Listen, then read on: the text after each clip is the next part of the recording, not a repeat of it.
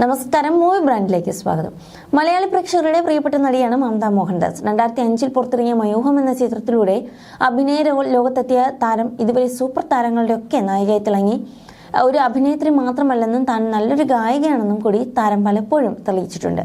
Social മീഡിയയിൽ അത്ര സജീവമല്ലെങ്കിലും ഇടയ്ക്ക് തന്റെ ഫോട്ടോഷൂട്ട് ചിത്രങ്ങളും വിശേഷങ്ങളും എല്ലാം പങ്കുവയ്ക്കാറുണ്ട്. കരിയറിലും ജീവിതത്തിലും ഒരുപോലെ ഉയർച്ച താഴ്ചകൾ വന്ന മമത ഇന്ന് പ്രതിസന്ധികൾ നേരിടുന്നവർക്ക് പ്രചോദനമാണ്. 2 വട്ടം ക്യാൻസറിനെ അതിജീവിച്ച ആണ് മമത തന്റെ ജീവിതം തിരിച്ചുപിടിച്ചത്. സിനിമകളിൽ തിളങ്ങി നിൽക്കുന്ന കാലത്താണ് മമതയ്ക്ക് ക്യാൻസർ രോഗം പിടിപെടുന്നത്.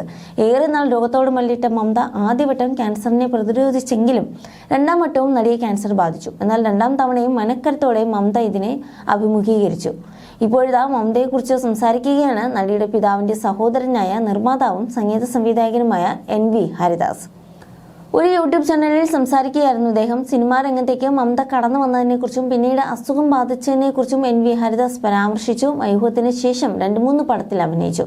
അതിനുശേഷം അഭിനയിക്കേണ്ടെന്ന് തീരുമാനിച്ചപ്പോഴാണ് മമ്മൂട്ടി നേരിട്ട് ബസ് കണ്ടക്ടർ എന്ന സിനിമയ്ക്ക് വിളിക്കുന്നത്. മമ്മൂട്ടിയുടെ പടം ചെയ്തു. പിന്നെ മോഹൻലാൽ വിളിച്ചു. മോഹൻലാലിന്റെ ഭാര്യയുടെ സഹോദരൻ വിവാഹം ചെയ്തിരിക്കുന്നത് ഞങ്ങളുടെ ബന്ധുവാണ്. അവർ മുഖാന്തരം ബന്ധമുള്ളതിനാൽ മോഹൻലാൽ വിളിച്ചിട്ടില്ലെന്നും പോയില്ലെങ്കിൽ ധിക്കാരമെന്നും കരുതി. അങ്ങനെ കുറേ സിനിമകൾ ചെയ്തു. അവളായിട്ട് എവിടെയും പോയി അവസരം ചോദിച്ചതല്ല, മമതയ്ക്ക് വന്ന അവസരം ഉണ്ടാക്കിയതാണെന്നും NV ഹരിദാസ് പറയുന്നു. തെലുങ്കിൽ വിളിച്ചു. തെലുങ്കിൽ പാടിയ പാട്ടിന് ഫിലിംഫെയർ അവാർഡ് ലഭിച്ചു. ഇപ്പോൾ കൂടുതലായി സിനിമയിൽ വർക്ക് ചെയ്യാൻ പറ്റുന്നില്ല. അവൾ നമ്മൾ ഉദ്ദേശിക്കുന്ന പെണ്ണൊന്നുമില്ല. അവൾ വളരെ ബോൾഡാണ്, ക്വാളിഫൈഡ് ആണ്. നമ്മൾ അങ്ങോട്ടൊന്നും പറയേണ്ട ആവശ്യമില്ല. അസുഖത്തെ സൈന്ദര്യം മമത നേരിട്ടെന്നും അദ്ദേഹം പറയുന്നു.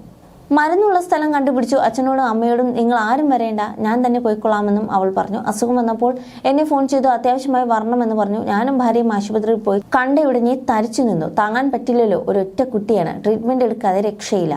പല സ്ഥലങ്ങളിൽ ചികിത്സിച്ചു. എന്നിട്ടും മുഴുവനായിട്ടും വിട്ടുപോയില്ല. പിന്നെയാണ് അമേരിക്കയിൽ പോയത്. ഇപ്പോഴും ഇഞ്ചക്ഷൻ എടുക്കുന്നുണ്ട്. ഇപ്പോഴും അഭിനയിക്കുന്നുണ്ട്. പക്ഷെ റെഗുലറായി ചെയ്യാൻ പറ്റില്ല. എല്ലാ മാസവും 15 ദിവസം അമേരിക്കയിൽ പോയി തന്നെ ഇഞ്ചക്ഷൻ എടുക്കണം. മുടി കൊഴിച്ചിൽ ഇപ്പോഴില്ല. നേരത്തെ മുടി കൊഴിഞ്ഞ് വിഗെല്ലാം വെച്ചിരുന്നു. ഇപ്പോൾ അവരുടെ ട്രീറ്റ്മെന്റ് കൊണ്ട് മുടിക്കൊന്നും കുഴപ്പമില്ല. കയ്യിൽ ചെറിയൊരു കളർ മാറ്റമുണ്ട്. അതിന് ചികിത്സ എടുത്തുകൊണ്ടിരിക്കുകയാണ്. തുടരെയുള്ള ചികിത്സയിൽ ഇപ്പോൾ ചെറിയൊരു മാനസിക വിഷമം മമതയ്ക്കുണ്ടെന്നും NV ഹരിദാസ് പറയുന്നു. ദൈവാനുഗ്രഹം കൊണ്ട് അതും മാറുമെന്ന് പ്രതീക്ഷിക്കുന്നുവെന്ന് NV ഹരിദാസ് വ്യക്തമാക്കി. ഈ അടുത്തായിരുന്നു മമതയുടെ ആരോഗ്യ പ്രശ്നം വാർത്തകളിൽ ഇടം നേടിയത്. ശരീരത്തിന് നിറനഷ്ടമാകുന്ന ഓട്ടോ ഇമ്മ്യൂൺ പ്രശ്നമാണ് മമത നേരിടുന്നത്.